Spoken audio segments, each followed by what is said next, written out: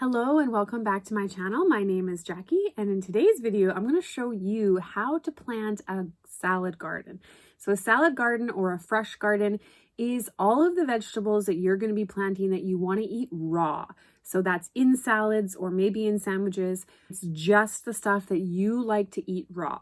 So in today's video, that's what I'm going to show you is how I plan my salad garden using the square foot gardening method and how I make sure that I have enough plants and spacing and everything that I'm going to be able to eat a salad from this garden every day and that I'm going to be able to snack from it. We're going to be using the square foot gardening method. So in order for you to plan, you're going to need a ruler, a pencil, probably an eraser, and some graph paper. Okay, you're also need to know the size of your garden bed. If you have a raised planter or a raised spot or in the ground, you need to know the area of your space that you're going to be planting in. The first things first is, what do you actually want to grow?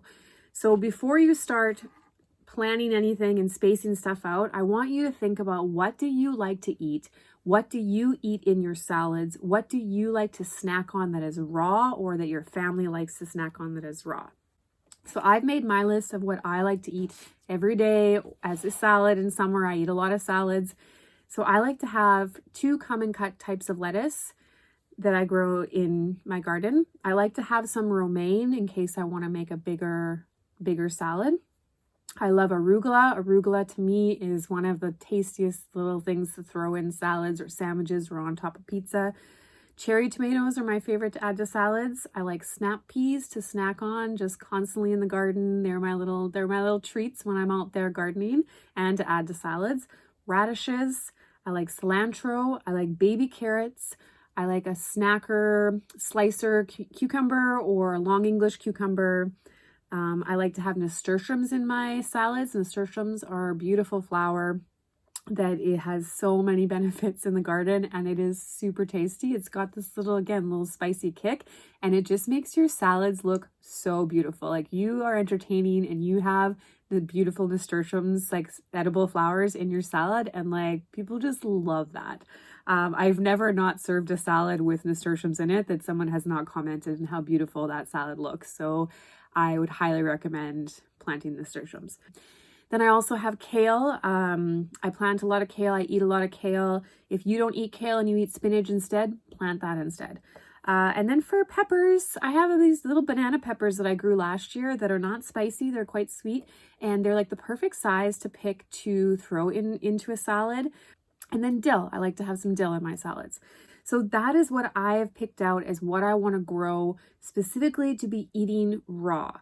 So that means that I need to make sure that I have enough of this planned that I can be eating salads from this stuff raw, and that it's not destined for another something else in the garden. For example, the dill. The dill, I need to make sure that I'm growing enough that I can harvest and eat fresh dill, as well as have enough for making pickles later, which I'm going to have a whole other video on how to plan for a pantry garden as well as for your dinner garden of all your cooked vegetables. But this one's just for the raw, just your salad garden, just your snacking garden. So yeah, that's what it's going to be in my garden. So I've made a list of all the things that I want to grow this year for that reason. And then my second step is to go through the seeds to see, what do I already have? What did I enjoy growing last year? What didn't grow so well for me that maybe I want to give up on, or maybe I want to try again? And then checking to see if I need to buy any more seeds. So let's look at our seeds and see what we've got so far. So this is my box of seeds, and I made this box last year, and I've been storing all my seeds in there. My mom bought me these beautiful little garden labels, but I found they were too beautiful to put outside, so I had them labeling my seeds. Now, I'm actually going to be changing my seed storage solutions later on.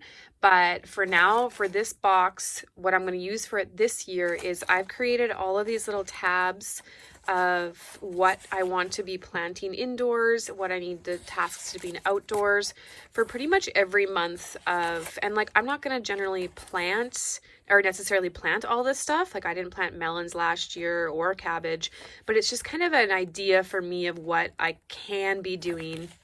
And then what I will do with these is what I did last year is I have them all kind of spaced out, and then I just, whatever I want to be planting in whatever months, then I will pop them in here. And that's what I'm going to be using this box for this year. And then the other seeds that I'm not planting are going to go into good storage to make sure that they're not being exposed and constantly tempting me to overplant and whatnot. So that's their second step is, after you've realized what you want to grow, is to go in and to check to see what seeds do you have, what varieties do you want to plant. So that's what I'm going to do right now. So I went through all of my seeds and I found which ones were going to work for what I wanted to do. I made some alterations because the carrots that I wanted to grow, which were the Napoli carrots, which are really great for baby carrots, and they're pretty early, they're 55 days. I'm out of them. So these ones I won't be able to grow, but I do have a bunch of the little finger carrots. So I'm trying to use up all the seeds that I have before buying more, which, if you're a gardener, you know is really hard to do. I have already bought new seeds for this year. I even bought seeds in the winter because West Coast Seeds had a sale on, so I bought more. And yeah, I find that if I'm not planning out my garden, I am being a little more wasteful and spending money when I don't need to be spending money. And yes, seeds, if you're taking care of them in the proper way, will last for a really long time. But I'm just trying to be a little more intentional this year, a little less like greedy with needing to try everything, and just a little more intentional in general. I'm sure if you are watching this video, you're an avid gardener and the seed catalogs are like, ooh, it's Christmas. It's very exciting to look through those things, but you can also end up spending a lot of money when you don't need to be. And I think most of us, for the reason of growing our own food, is, well, number one, it tastes better when you grow it yourself and it's fun to do, but also it really cuts down your grocery costs. So we want to be mindful of that here. I'm trying to grow as much of my food as possible and to plan enough so that I really don't need to be buying groceries. Let's get started with what we need to be planning this. So what we're going to be doing for this garden plan, our salad garden, is we're going to be using the square foot garden method. Square foot gardening is the idea of that you're planting plants within a square foot of your garden. So there's these handy little guides that tell you how many plants per square foot you can fit in of that variety. The reason that I use square foot gardening in pretty much all of my raised garden beds is because of just the increased yields that you get when you companion plant. You don't have to weed as much because all the plants are spaced together, so you can actually grow more when you put stuff more closer together, if that makes sense. Think about our traditional garden rows and how much space is in between those rows. When you plan by box, by square, you're able to just use that space more efficiently, and there's no soil that is being exposed and the weeds to come in. So it helps to conserve water as well. When you use companion planting, you can plant items together that, like onions, will deter the pests that will help other plants grow. You can also plan for how tall your plants are going to be. Like I usually plant my bean towers or my peas kind of under or above my lettuces. So in the heat of the summer, they're getting some shade from those plants. So there's lots of benefits to the companion planting in square garden. So I will always do square foot gardening.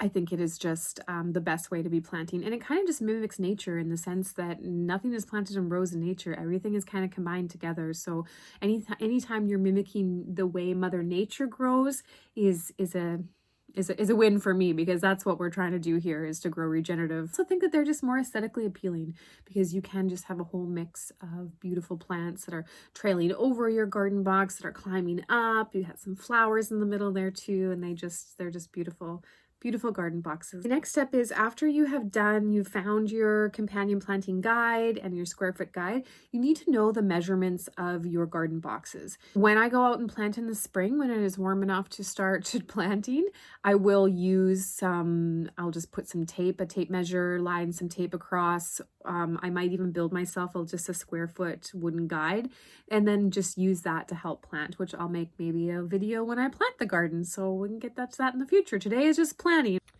Here's an example of a garden bed I planted last year, and I color coded it for successional planting. So what I planted, the first the first time, and then what I sewed second and third, and then just made some little notes in there as well.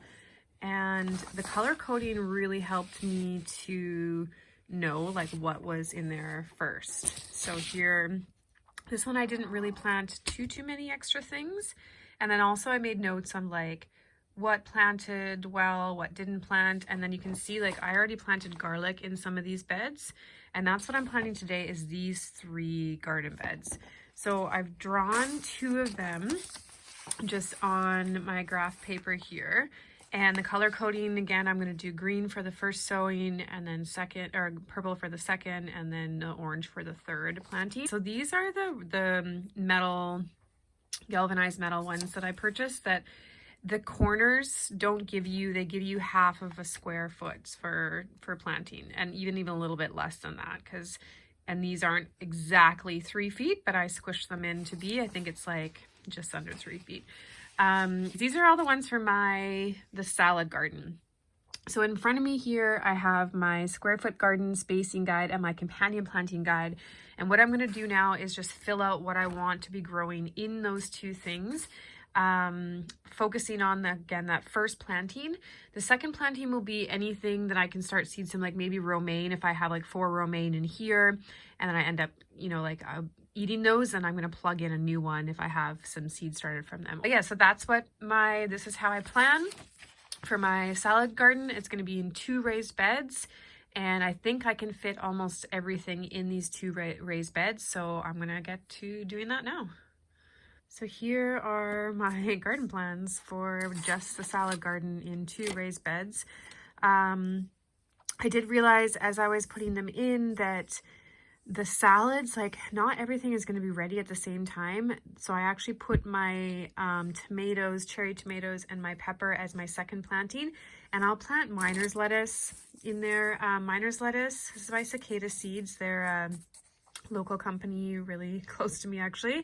And Michelina is, and she's incredible. She's got all these amazing perennial seeds. Miner's lettuce is like, it's native here. It's the real name is Clatonia. And it grows like a weed, but it's edible and it's quite tasty, and it grows just like crazy. So I'm actually going to fill in probably quite a few of these spots that I can't sow when everything is cold, or like when it's like the peas don't like cold. Actually no, peas don't mind. They need the soil to be a bit warm. But yeah, so that'll be kind of my first round. And I usually don't add the colors in yet. I just keep it in pencil until I actually plant it, because you never know, I might get out there and think like, oh, now I have too many carrots, let's put some beets in here, even though the beets are like my dinner garden. But it doesn't matter. I normally mix everything up, but I figured for this video, for simplicity's sake, it's nice to just show, like, if you just want a fresh eating salad garden, then this is how you can plant it. So what I didn't plant or didn't put in were my cucumbers or my dill. The dill I usually mix in with my wildflowers, and I might actually grow it in a different spot. And the cucumber, same thing. I want to grow, I'm going to make a special little planter for them this year, so they can grow up a trailing like garden netting. So that's why I didn't put those ones in yet either.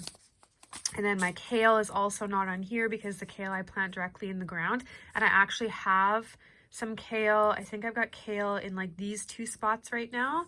So those I'll just keep growing until I'm ready for some new stuff. Like, I highly recommend you find yourself one of these handy square foot garden spacing information sheets. And then as well, this is from Homestead and Chill, which she's got Deanna's got a great YouTube channel full of information. And this is a companion planting chart that just helped me know, like, I know garlic and peas don't like each other. They can be in the same garden box, but just don't put them right next to each other, so they're a little bit further away.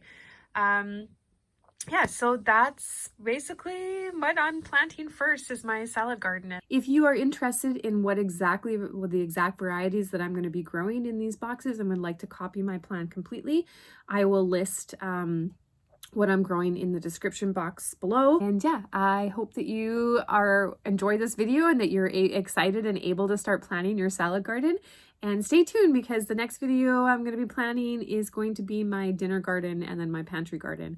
It's going to be all mixed in the end, but I want to intentionally plan how many plants do I need for my pantry garden when I want to be making 12 jars of salsa this year. And then how many cherry tomato plants do I need to be able to feed family and that kind of stuff. So that's the idea behind why I'm planning these gardens separately, even though they will be all mixed eventually and whatnot. Please comment below if you've started planning your garden and if you use the square foot method, or maybe you're considering now to use the square foot method. Again, I highly recommend it. And yeah, happy growing. Bye.